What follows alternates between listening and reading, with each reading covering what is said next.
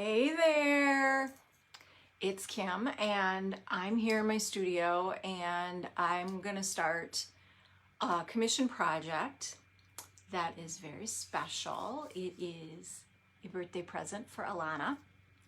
Happy birthday, Alana. I hope you love your birthday gift, and I also hope I don't mess it up because I'm doing it live. I'm gonna get started on this portrait. Let me reposition my camera so that you guys who don't know Alana can see what I'm gonna be working on. So this is Paul Anka, and he is this is my reference photo here on the iPad, and he is going to go on an 8x10 panel. This is a wooden panel. Has a little bit of dust on the bottom of it. And I'm going to begin by blocking him in. So I am just going to kind of wing it. I wasn't planning this portrait to be a demo per se, but just to sort of, here I am in my studio, come on in and watch me work kind of thing. I don't have any means of watching comments live or fielding questions live because I'm filming with my phone, and I have my iPad here as my reference, so I may end up stepping away periodically to check my laptop, which is across the room, and I can check that screen and answer questions that you have. But I think this is more like entertainment. The mission of this video is more entertainment than how to. How's that sound? But I will answer some questions, and I will try to talk during it, although it's hard to have a one-sided conversation, or a conversation with oneself that the rest of the world can understand for very long. So this is a cradled wood panel. I got this from Dick Blick, blick.com. I guess I should say I'm not affiliated with any of the manufacturers or providers of any of the materials I use. If I talk about them, I'm just talking about them because I love them or for clarification purposes. But I do love these Dick Blick Studio. They're just Blick Studio panels. You can get them in a variety of sizes. And this 8x10 happens to come in a multi-pack. So I get a bunch of them at once. And what I'm putting down here is a layer, or what's called the technical term for this is an underpainting. I'm just coating the whole surface with an even layer of acrylic paint because that's going to create the base for all these other marks to go over top. And I did my underpainting with a house paint sample. I get these at my local home improvement store, and I have them mixed to, I have them custom mixed to match, the sorts of colors that I desire. So my setup here is such that my phone is on a gooseneck. My phone, which is recording, is on a gooseneck mount that's attached to my easel, and it's going to sit right behind my head or off my shoulder. I'm going to apologize right now in advance because I'm more than likely going to bump into it. But I'm going to do my best not to.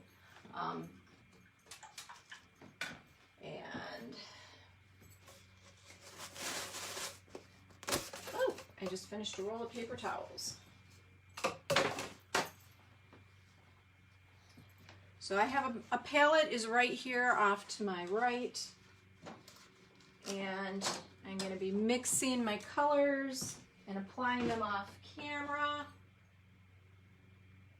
Hold on, I'm checking to see if there's any questions real quickly before I get started. I probably should have mic'd myself. This is all new. I'm learning as I go, right? Aren't we all?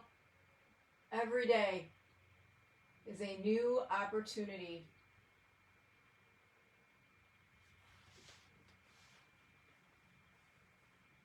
Oh, let's see what we got going on here.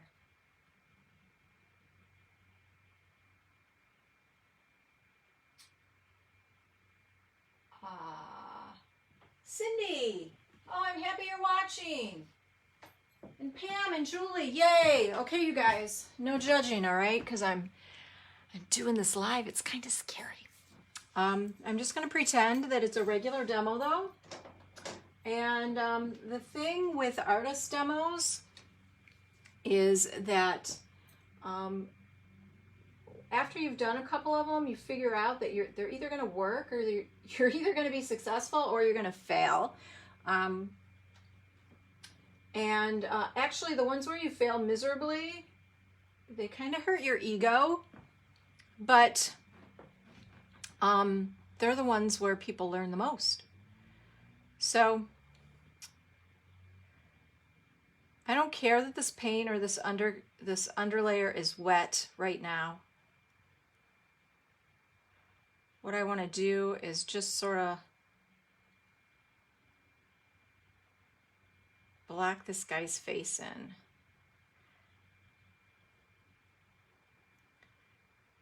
And by black, I mean figure out the placement of it.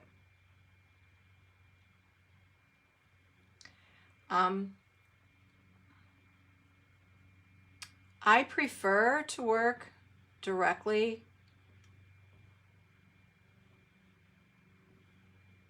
as opposed to a careful drawing. I feel that personally when I start out with a super careful drawing, I lose the spontaneity.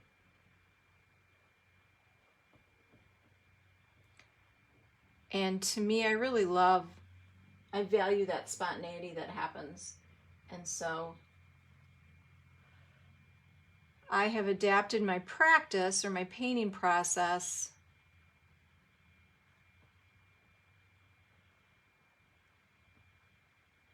to allow me or to accommodate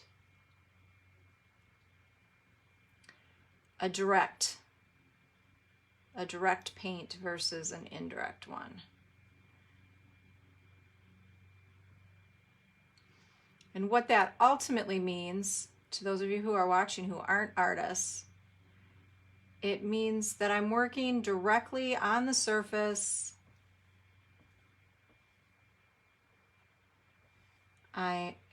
And responding to the marks that are right here in front of me.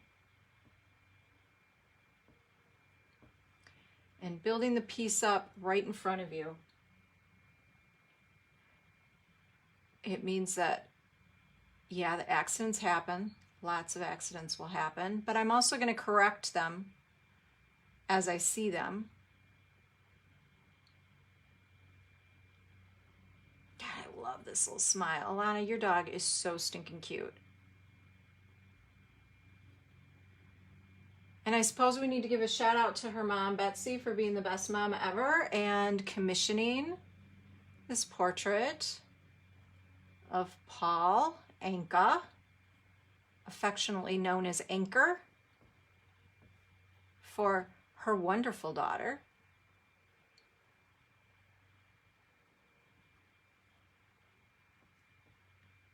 So I'm picking out placement of some of the features.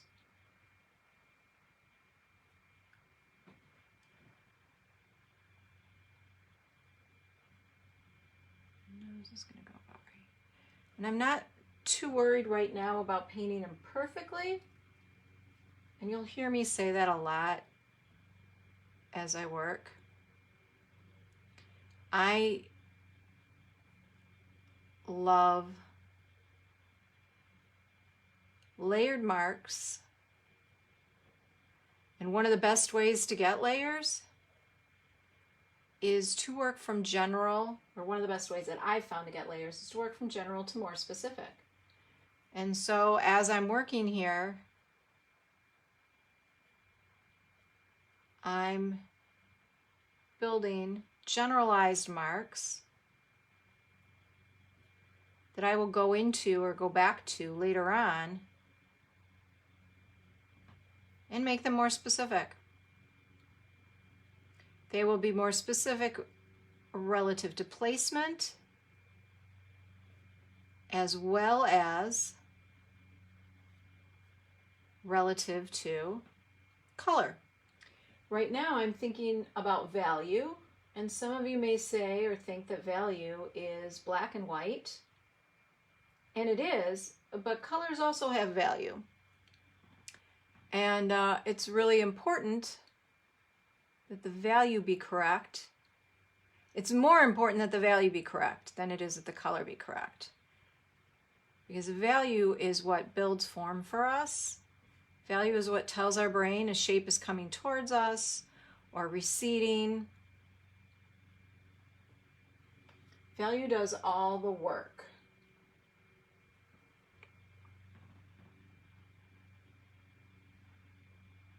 In building the perception of believable space. So if I don't have the value right to begin with, no amount of playing with the color is going to work.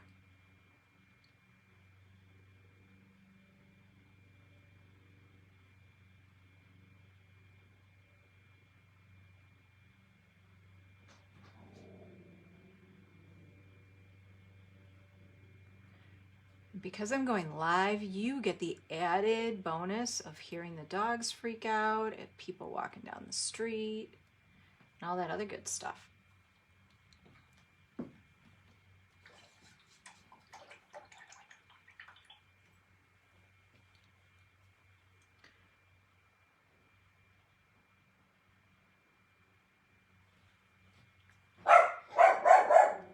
That would be blue.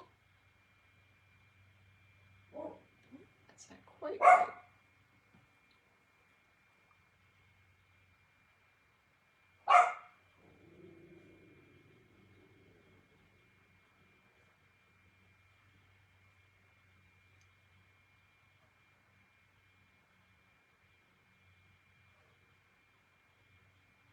I absolutely love this tongue. I love the roll of it. I mean, like, we all know that dogs' tongues aren't, you know, that stereotypical flat Scooby-Doo kind of style tongue that we see. But this one is just really super expressive.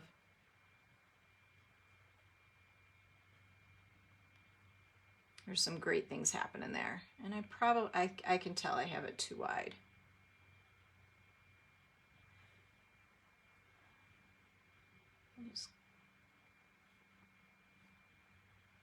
But I wanted to get a suggestion of the tongue in so that I could figure out where this goes.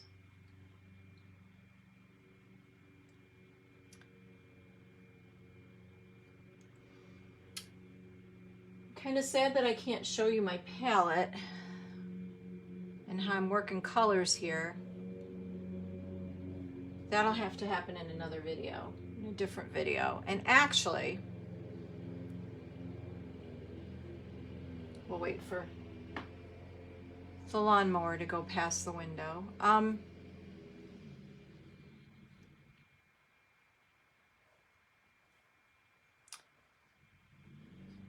Actually, I have video content about my painting process and behind the scenes decision making and that sort of thing. That is all in my Patreon classroom, and this is an online space that I've created that you can access for $5 a month. And I try to put a video up every week or I should say, I try to put 4 to 5 videos up a month. The reality is that it's been a lot more than that. But what I'm sharing there is all the research that I do, the lessons that I take, my journaling practice stuff, discussions about what I'm reading,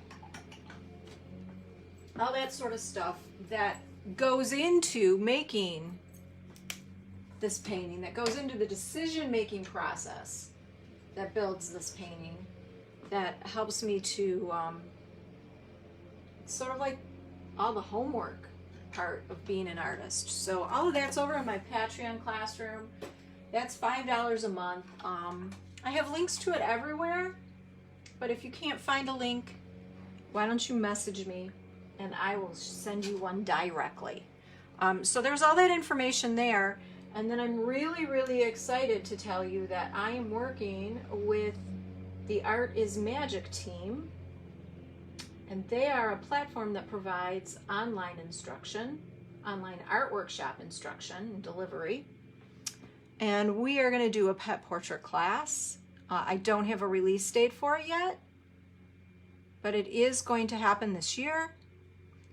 It's going to be about 5 or 6 weeks worth of content. It's going to take you right through from choosing an appropriate photo reference, to laying out your colors, to approaching painting the features and getting a likeness. Like, it's going to take you through the whole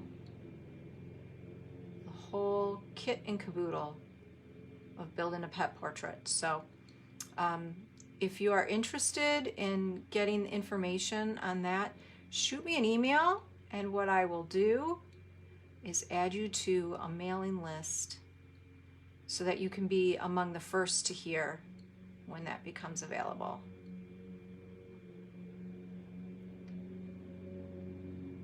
I'm really grateful to Galia and Art is Magic for reaching out and inviting me to do this. It's a great opportunity. It's something I've been wanting to do for a while, but I didn't know how to manage the delivery of the content. That piece was just really intimidating to me. And they already have all that. They already have all that nailed down. So all I need to do is write and film. I can focus on my building demos and all that other stuff and not have to do the technical aspect.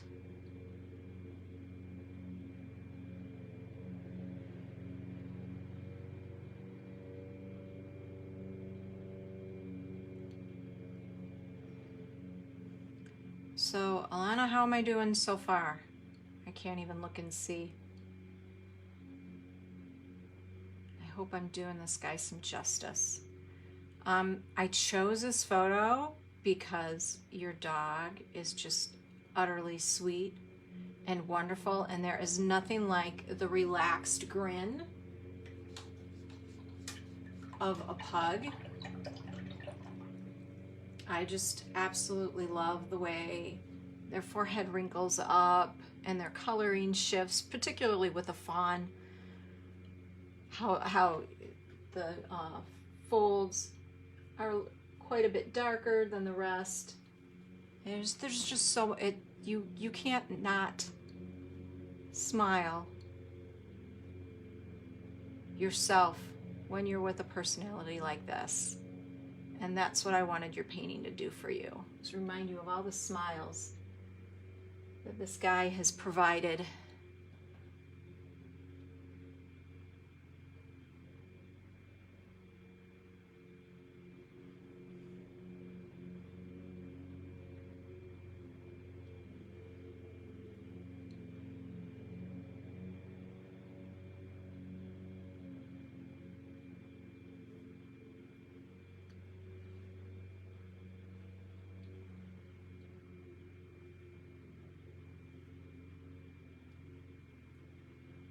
Usually when I paint, I have music going.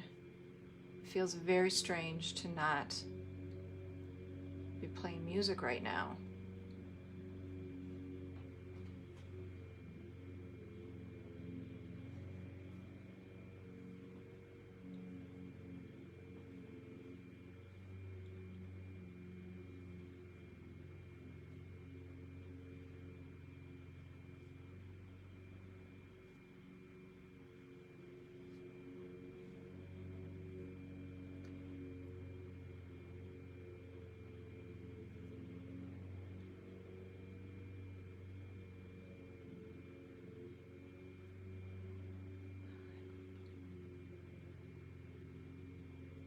I don't want to get too caught up in the ears quite yet,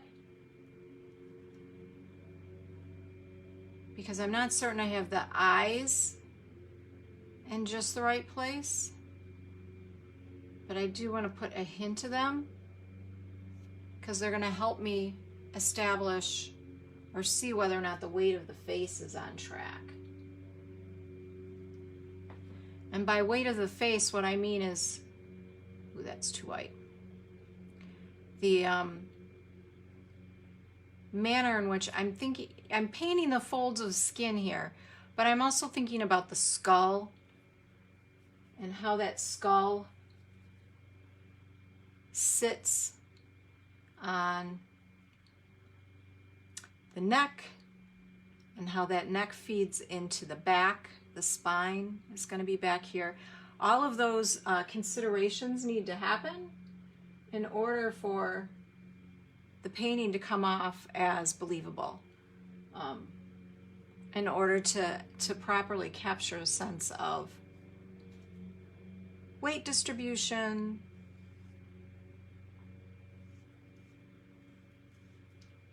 and life. You know, it's not just a matter of capturing a likeness, a moment that's frozen in time.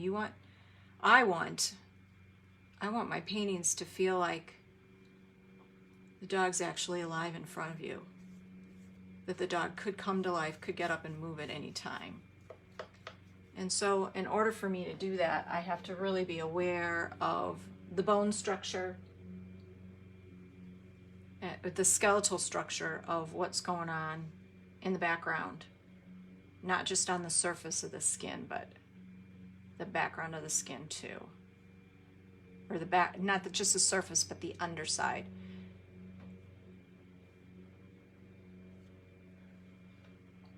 Okay, so this is what I would call, that noise is me spritzing my palette over here, keeping it damp. This is what I would call a first pass.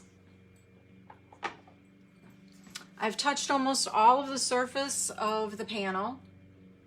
I've got the face placement here. I got a good start on that. I'm not entirely confident that I have my features quite right. I feel like my eyes are too close together and my nose is too big. So what I'm gonna do is I'm gonna let this dry for a minute. And then I'm gonna go back in and I'm gonna redraw with another tool, and I'm gonna do some careful measuring. But before I do that, I'm gonna step over to the computer and see if we have any questions. So waiting for things to refresh.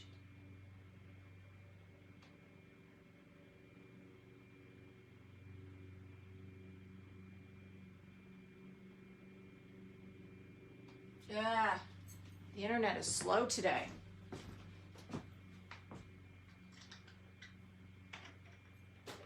It's taken forever.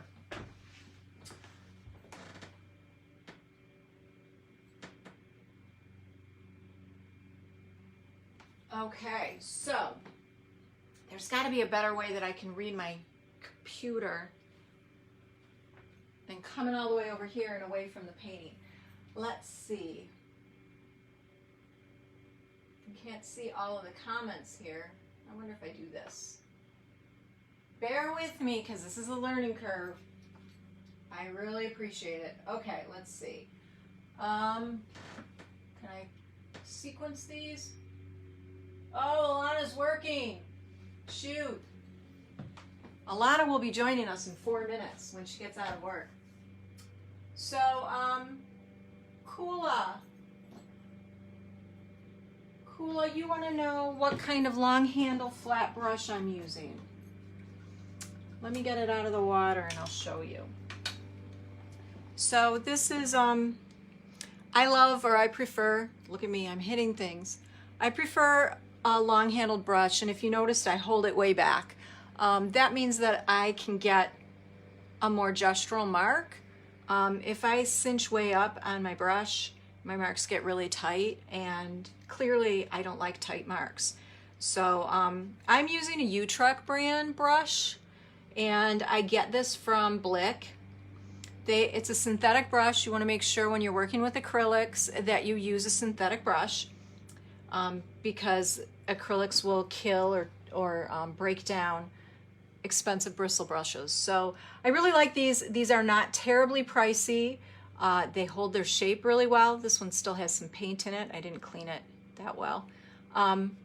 They hold their shape well, and they take a lot of abuse. So I paint every day, and my brushes get a lot of work. And I've tried a lot of different brands, and I do have some other brands in my pile there, but that's the one that I go to or look for always. So yeah, there's that.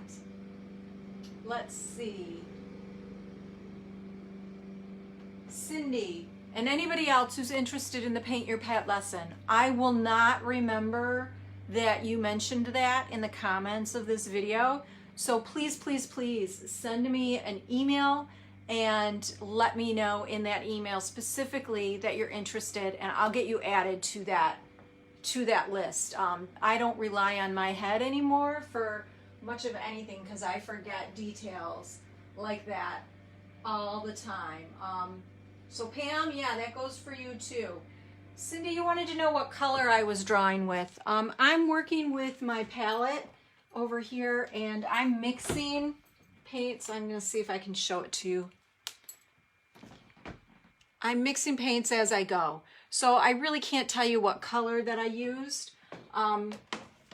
It was just a combination of mixtures that or colors that I grabbed to try and match approximately more the value of what I'm seeing than the actual color, because you'll notice this is a lot purpler than my reference photo. So at this point I'm not really worried about color, but I'm mixing to suit what I see or what I'm responding to.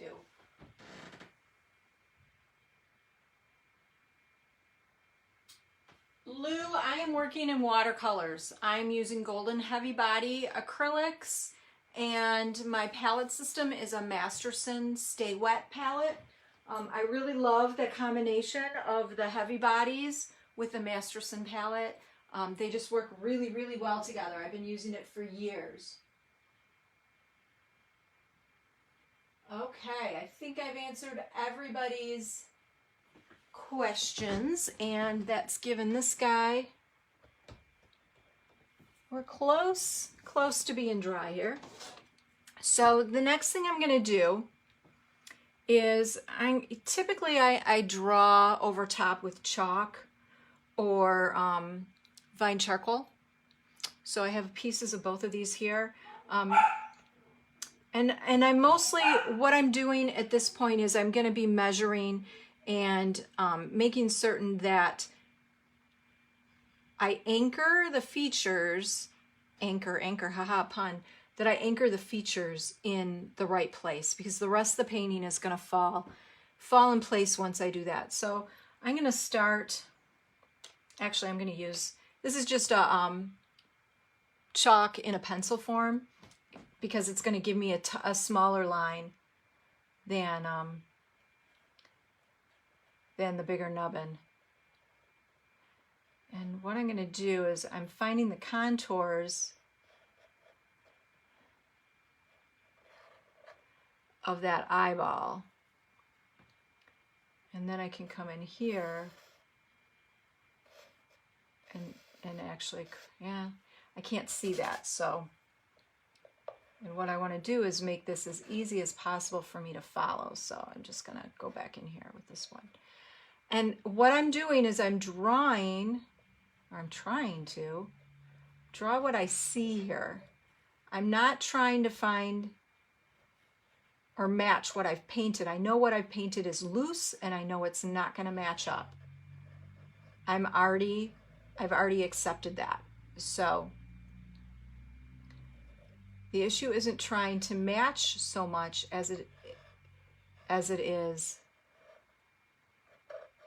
drawing what I'm actually seeing here. So you'll see I had to shift the eyeball over a little bit, and this inner crease got shifted a tiny bit from where I had painted it.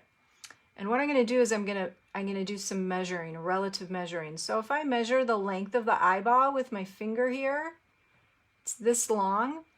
If I carry a vertical across, that's roughly the distance. The length of the eyeball is roughly the same distance as this fold here. So I'm going to come over here and measure my eyeball, how I had it drawn. I'm going to carry it across, and right here is where that edge of the nose should be. And if I draw a plumb line across that inner corner of the eye, the nose protrudes above that. This might be a good point to mention that understanding the nuance and anatomy goes beyond just knowing the skeletal structure of a dog. You need to understand also, or appreciate also, the breed characteristics or specifications of what it is that you're drawing. Because if I tried to stylize this pug's face, and if I tried to stylize this pug's face, it's not going to look like a portrait. And that's what's important here. Let me go back and measure that eyeball. And I'm going to measure the width of the nose. The nose is actually wider than the eyeball, but I don't think it's that much wider. The other wonderful thing about chalk is that it will brush right off of your acrylic paints, your paint surface. It comes right off of that, as long as the paint is dry.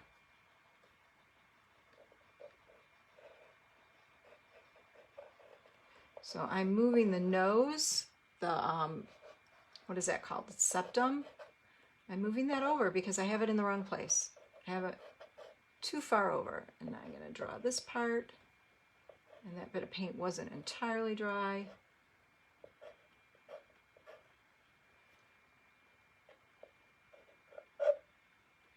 And then there's a little nub in there. I also need to pay attention to things like, just like if we were doing a human portrait, we would pay attention to nose features, the shapes of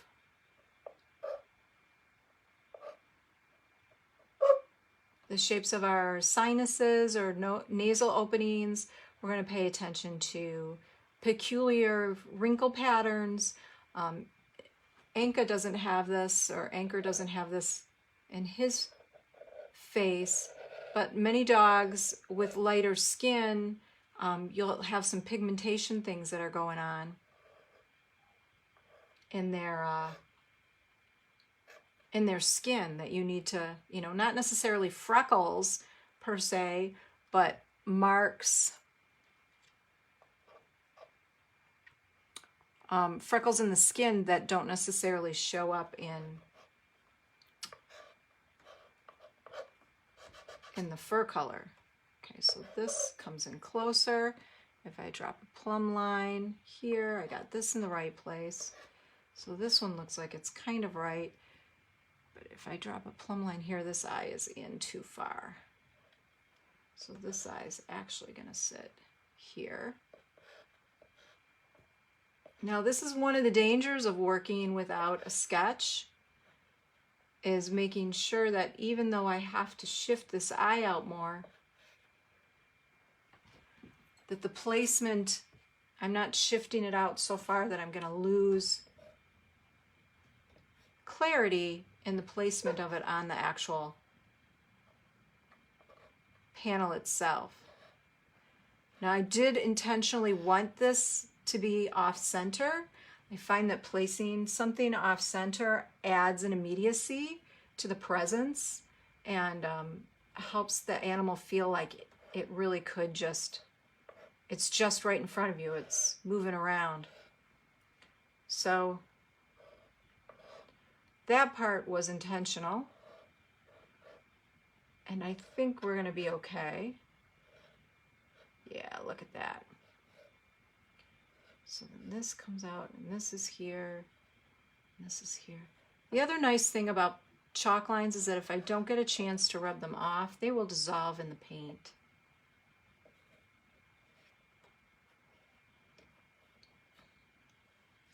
All right. So this is where my flip is, and the tongue curls underneath. This comes up here, comes down, down. There's a hint of a tooth. His gum line is right there. We have this, no, that's not thick enough.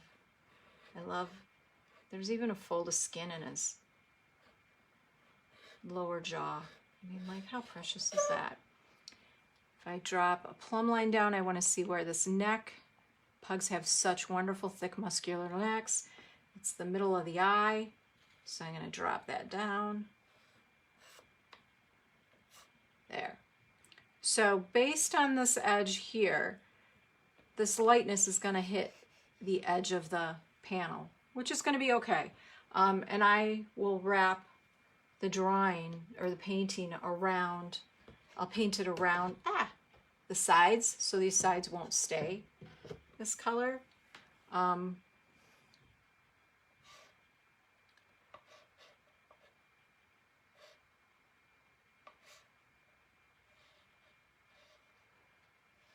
See how I'm holding my pencil way back too? I don't know who made us think that we needed to have a death grip on our tools. That does nothing for me but give me shoulder and neck tension and headaches. Up, this ear needs to be about right here.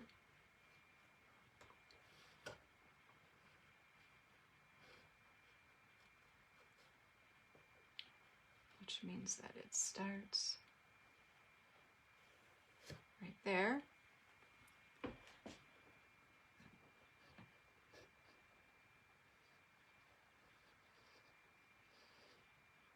There's a little fold of skin right there. Let's see.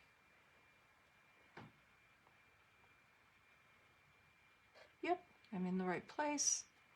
So this ear can go off this way.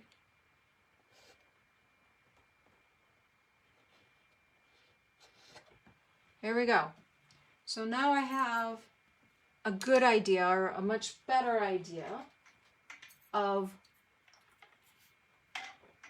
feature placement.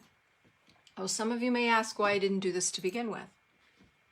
What happens for me when I put these lines down to begin with is that I then become constricted by them.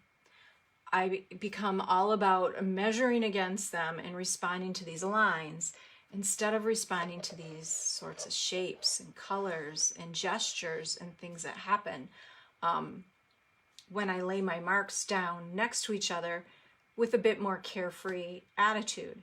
So I like to have an initial pass of color and marks that are entirely free. Then I'm going to go in and I'm going to draw and be a little bit more precise.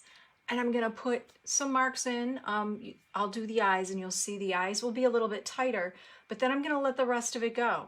You'll notice I didn't draw a whole lot of detail over here or in the lips. I mostly focused on the feature placement of the eyes, the nose, the tongue, the chin, the ears, and that shoulder edge. because those are the things that are going to drive the structure of my form. And I want to be able to model this to make it look and feel believable. I'm going to step away. I'm going to check questions real quickly.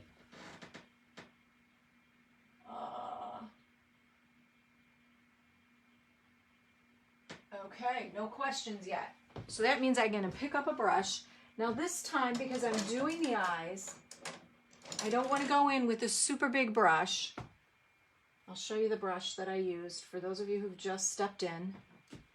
This is the paintbrush that I used for the bulk of this painting. For all of this painting, I shouldn't say the bulk, other than the background. This is what I did all the color that you see on here with.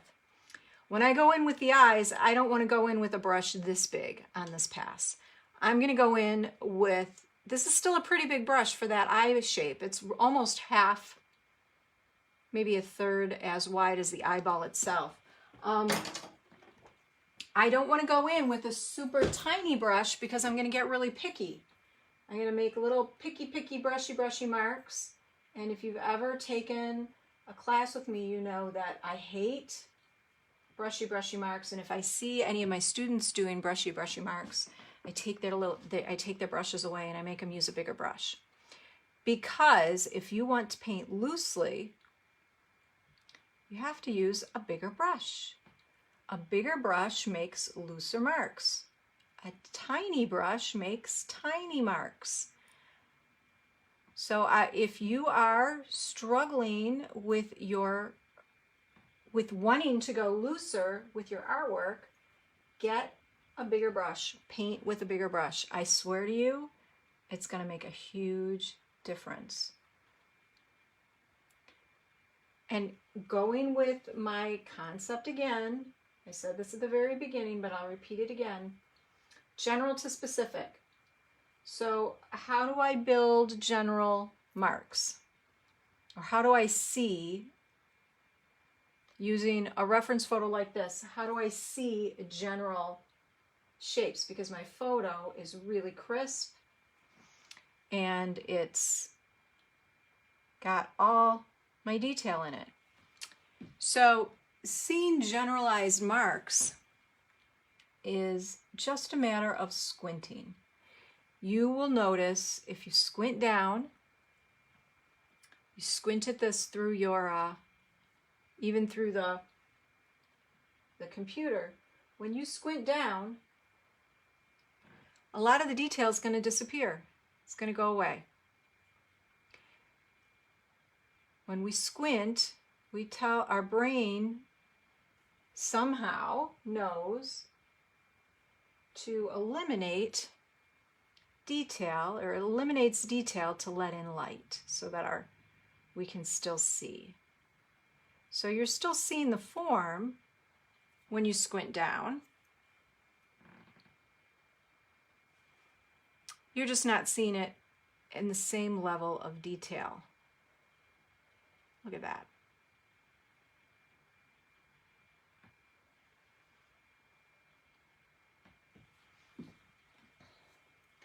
So that eye has a little bit more life to it now, but I didn't paint a whole lot of detail in it. I rimmed the underside of the eyelid itself, and then I began to paint the pupil, and I put little snippet of iris in the corner and some of the reflection here. So I'll talk you through it on this other eye now so that you can see it. I'm mixing a dark, and I don't use black paint on my palette. My dark is mixed with my darkest blue and my darkest red at this point. And I'm bracing. I could go like this in paint, but I don't want to do that. I'm going to brace my hand, I'm going to back off, and I'm just going to trust in my wrist and a flick of my wrist to build that form. You see that? So what I just painted was this shadow that's cast by the thickness of the eyelid itself. That thickness of the eyelid itself is casting a shadow on the eyeball And I can tell that this outer edge here isn't right. It's too pointy. See how I've got this painted as a point? And here it's actually, whoops, I just painted my iPad. It's actually curved. So what I'm going to do is I'm just going to cut them in here, and I'm going to cut it. I cut and flicked, and I made that, I corrected that shape. Now this might be a little hard to read because the space inside the eyeball is from the previous pass, and it doesn't line up with how I've redrawn the eyeball. I'm going to correct that right now. Now, even though we know that the iris in an eyeball is black, that's not black. In this case, the iris is reflecting the sky, and it has quite a bit of blue in it.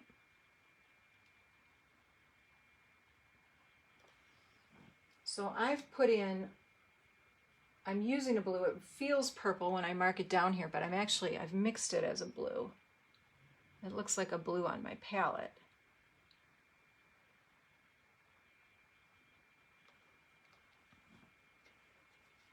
So you have to learn to paint what you see and not what you think you are seeing. And so many times I see, painters or artists make mistakes in painting what they think they're seeing instead of what they're actually seeing. So the way I've painted this eyeball is not at all how one would normally think of an eyeball or think that an eyeball would look. There is no actual pupil. There's no actual iris. But I don't see that in this painting. I don't see that in the reference photo. So there's no reason for me to paint it. Let me put this highlight in here. Okay, the highlight's a little bit too strong. Don't do this, put a glove on. I just don't want to stop. So I'm just touching it to lift it out a little bit. I should have a glove on. I'm gonna put a glove on right now. And I started to talk about my darks that I mixed, using my darkest red and my darkest blue. Just because you have black paint doesn't mean that you have to use black paint. Our eyes will look at an image, and our eyes will see the darkest darks in that image, and our brain will say, oh, that's black. So we don't have to literally use black paint for our brain to see or process or translate it as being black. The darkest dark in your painting will read as black. And that's a concept called, relativity.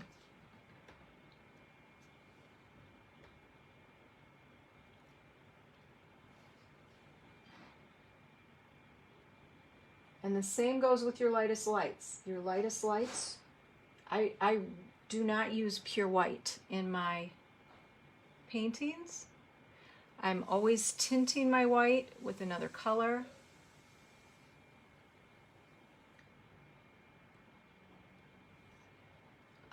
Your lightest lights are going to read as white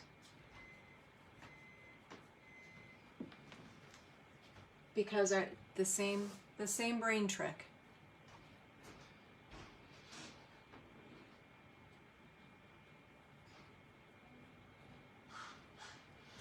Okay, I'm going to correct this. I'm really not painting these lines perfectly because I know I'm going to negative space paint around them. And that's going to create the actual shape itself.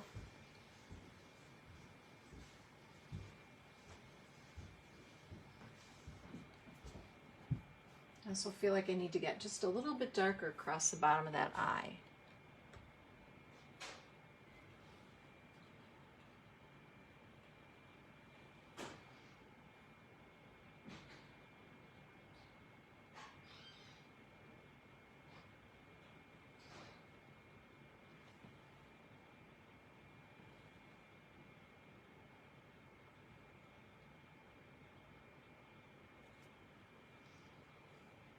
So now let's scooch over here.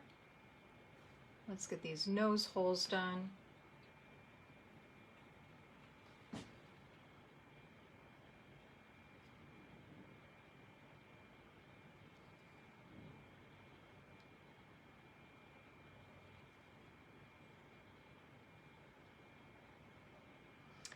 Alana, are you with us yet? Happy birthday, girl. I know I'm a week late. I'm sorry about that. Sometimes, best laid plans, right? The best laid plans. We all try. Okay, I can tell that's too dark right away, but I'm gonna leave it. Because if I get all fussy with it, see, Blue's telling me to leave it. I don't want to get all fussy. I can go back in and correct it later.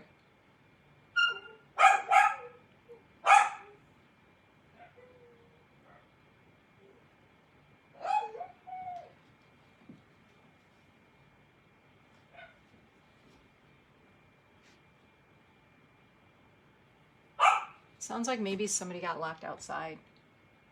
One of the dogs, and they're not happy about it. Let me go take a peek. Blue, are you in here alone? Sally boy outside?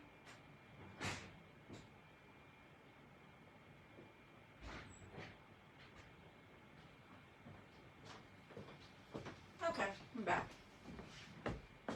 Sally got to go outside, and Blue was not pleased to be left alone.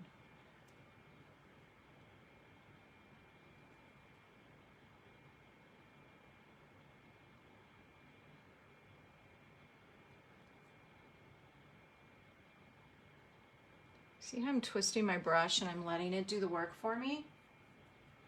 That's a really exciting, engaging sort of shape. And when I layer another mark over top of it, it becomes so beautiful.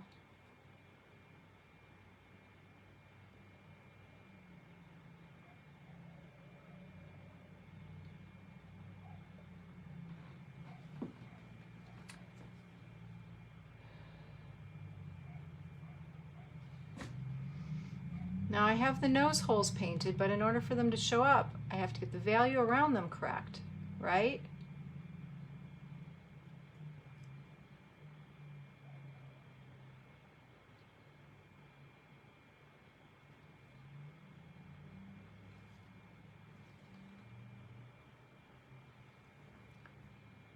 Every time I go back to my palette, I'm mixing my paint and I'm bringing a different color into play. You may not be able to see the difference on your screen, but trust me, every time I come back here, I'm making it a little bit different. Because that difference creates interest. And what I want to happen is I want my viewer to step into this painting, and every time they come closer, I want them to see something entirely new and fresh. And that's going to happen as they step into this or step in closer and they see these layered marks actually build up and reveal surprises when you get in closer.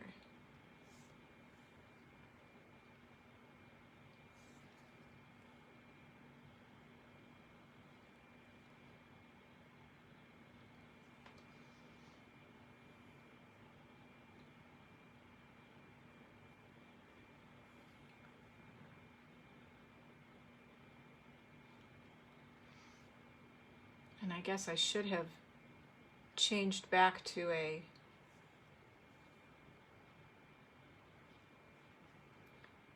bigger brush. See, I'm doing a demo and I forgot one of the important things to tell, or forgot to change my brush. I got so caught up in the piece. So I'm going to clean this one off and I'm going to go back to the big brush, but first I'm going to have a glass of water or sip of water. I've been talking a lot. So this is a brush I'm going back to. This is a 16. Numbers on brushes don't always, they don't mean anything except to this particular brand. So a 16 in a different brand will not necessarily be the same size. How's that for confusing things? And I see that my phone, which I'm recording on, just gave me a low power message. So I think what that means is that I have about another 10 or 15 minutes.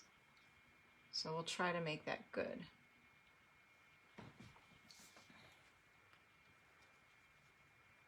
So I went back to this bigger brush, and I'm gonna put some marks in here.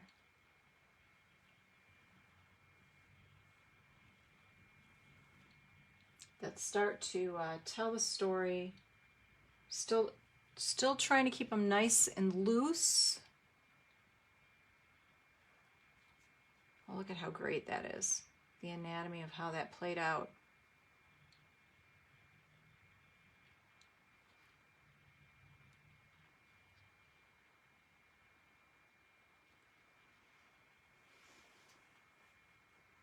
Not a fan of that pink mark up there, but I'll take care of it later.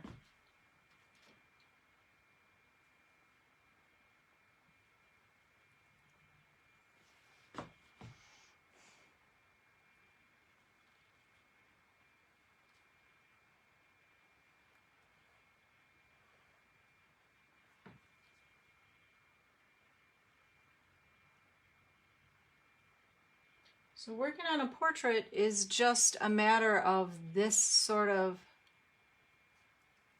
going back and forth with making marks, general to specific.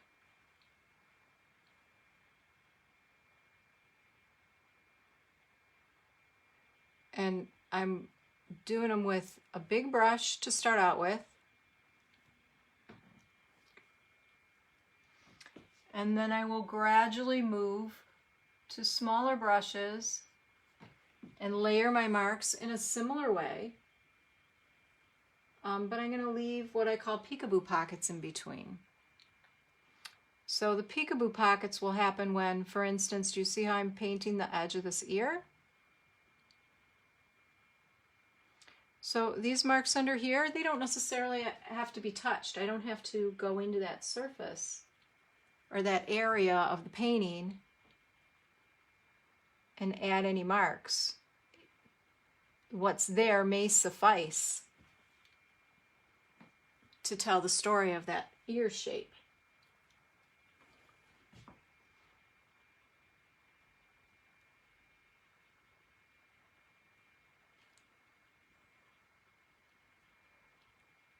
So this area right here would be a peekaboo pocket.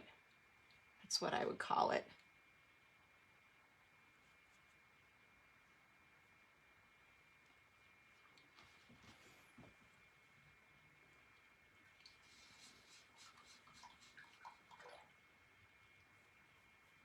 And some of my final layers, they may get so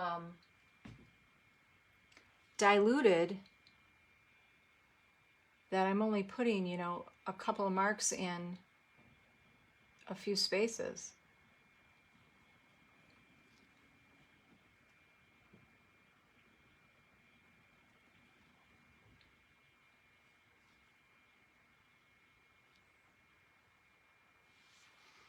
Now, I know my reference photo has an orange ground.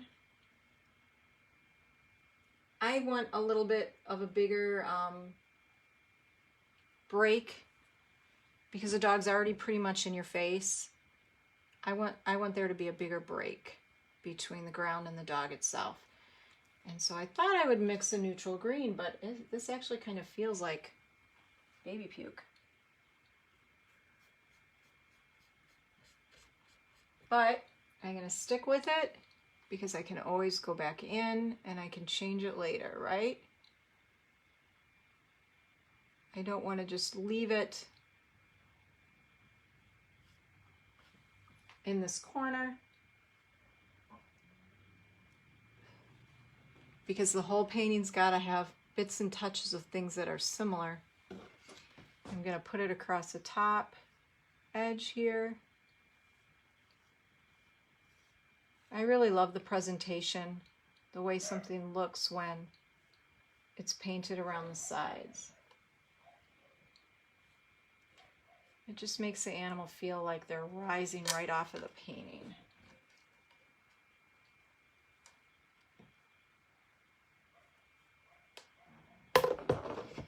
Now, because I also know object is a product of its environment, and that even though I'm going to cover this green up, this baby puke green up, there's going to be some of it reflecting. So I'm just going to put a few touches of it in here.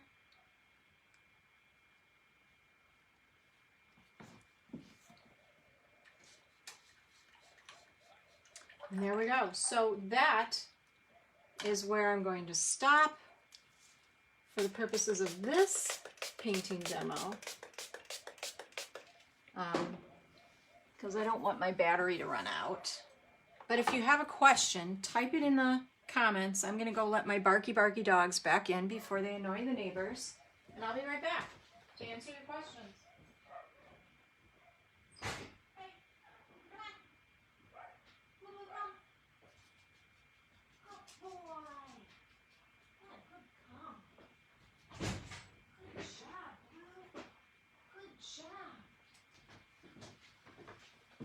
All right. So let's see. Let me go back and see how many of these questions I can answer before the video ends or my battery dies.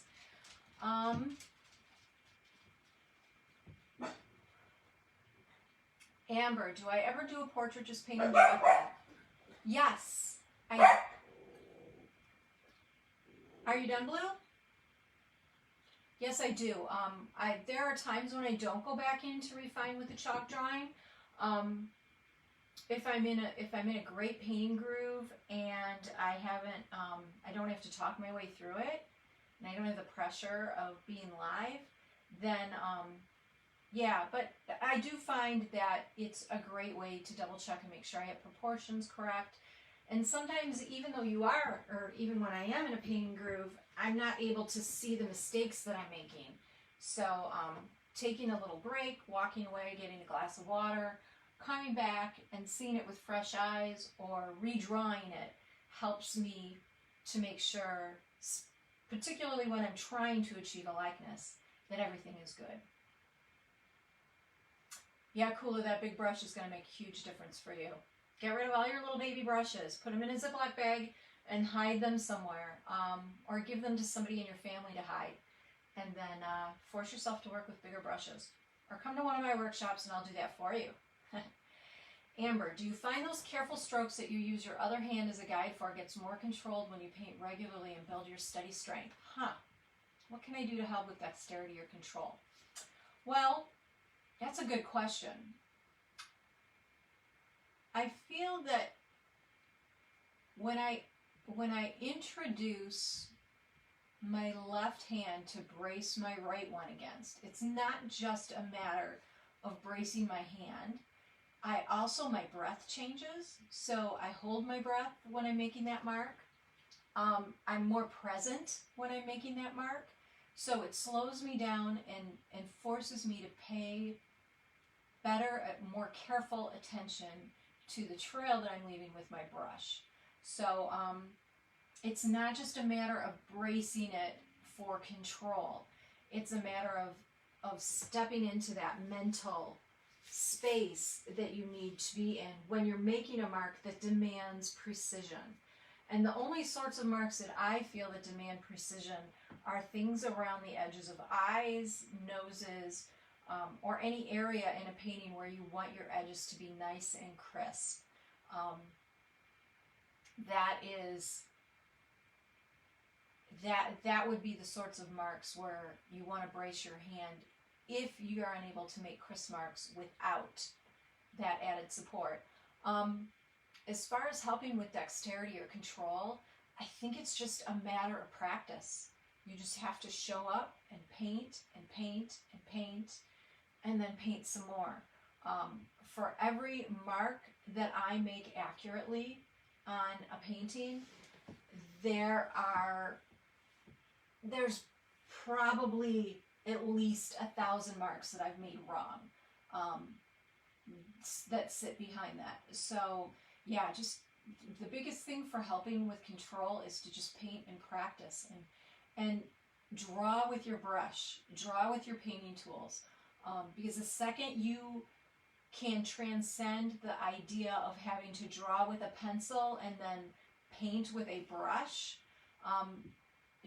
you know, drawing is painting, is just with a different tool. But somehow in our heads at some point we feel like we need to have that precise drawing and down in order to fill it in with the painterly marks.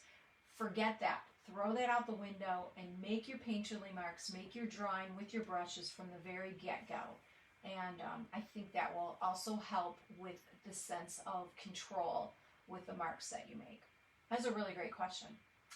Lana, yay, you're here, and I'm glad that I have your approval so far. I know he's your heart, and I'm so honored to be able to paint this for you. I know you've been waiting for it for longer than just a week, but I'm really excited to get this piece into your hands and into your home. So thank you. Thank your mom for me. I'm just really honored. So let's see, who else is, what other questions? Cindy's asking about my email address. Yes, Cindy. K Santini, spelled just like my last name, at turtledovedesigns.com. So yeah, shoot an email to me. Again, if you're just joining in and you want to get on the email distribution list so that you can be the first to know when my pet portrait online class is available, shoot me an email and I will add you to that mailing list. So thank you very much for asking me to specify my email address, Cindy. Kula, how many years have I been painting? Over 50, I'll tell you that. I've been doing it as a career for almost 20, but I have a formal education in art, and I created my whole life. So I've got lots of miles under my brushes. Pam, you want to know more about my color palette? I have that information in my Patreon classroom space.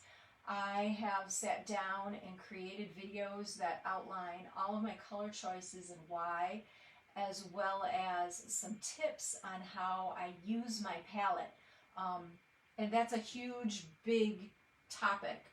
There's a lot of variables and a lot of different ways that you can manage your color.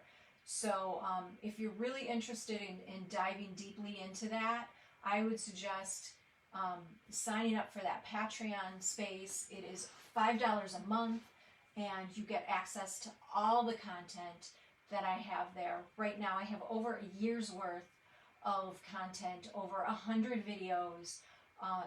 Some of the things are task specific, some of them are process specific, some of them are idea, germination, all sorts of links. So that would be the space to go to get a more in-depth answer to your question, Pamela, because it's not just a matter of me telling you what tubes of paint I have. You also need to know how to use them, and I go into that in great detail.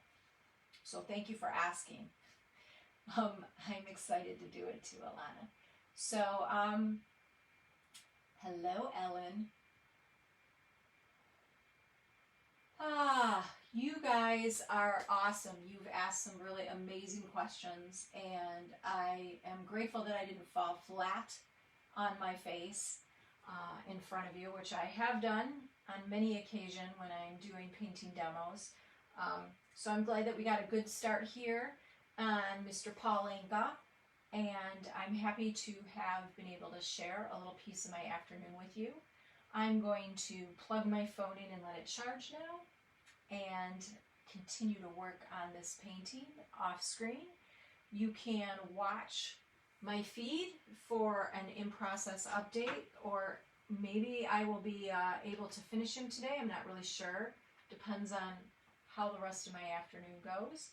But I will be putting update on him on my Facebook page, and I will also be sharing him in my newsletter and on my blog when he is done.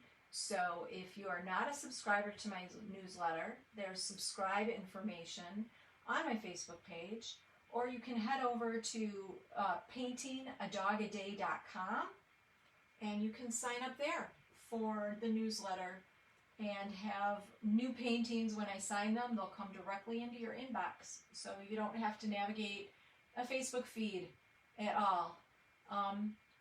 I welcome your continued questions on this. I will set up notifications so that I'm aware of any questions that you might have as you continue to watch or rewatch, or those of you who are jumping in and joining us.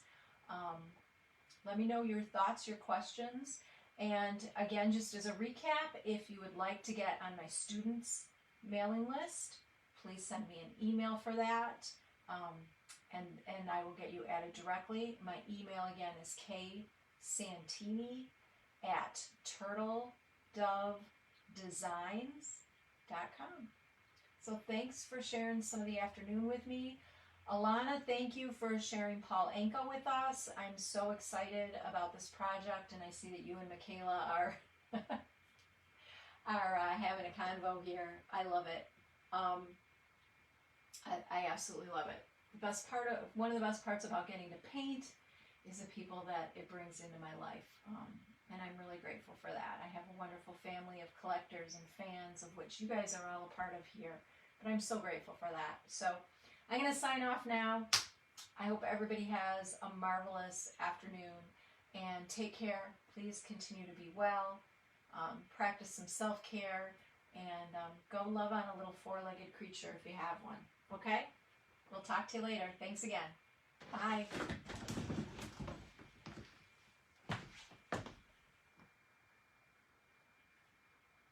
Bye. Look, I had to come back in to hit the button. See ya.